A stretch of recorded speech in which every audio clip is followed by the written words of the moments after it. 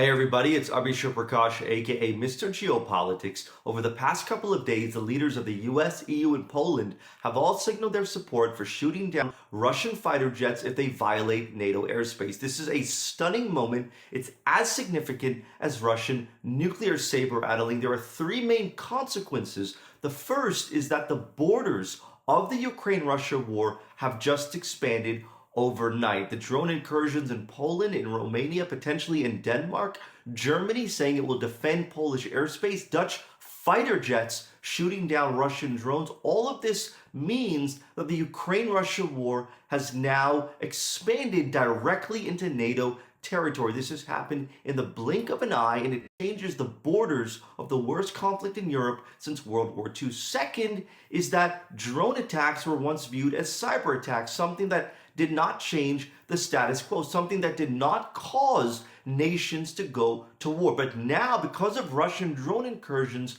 NATO is threatening to shoot down Russian fighter jets. This means that drones are the reason for the Ukraine-Russia war to move up in terms of heat, in terms of escalation, in terms of the very nature of the war itself. Drone attacks, drone incursions are now changing what's possible, what's on the table, and it means that Russian fighter jets going into NATO airspace over the Baltics will have to deal with the consequences of Russian drones going into NATO airspace elsewhere in Europe. Lastly is what exactly happens if NATO shoots down a Russian fighter jet. The last time this happened was in 2015 when Turkey shot down a plane. Today, the world is a different place. In the backdrop of the Ukraine war, in the backdrop of Western sanctions, will Moscow show restraint, or will Russia respond in kind, leading to a direct collision between NATO and Russia? I hope you resonated with this episode of Geopolitics. In 2 minutes,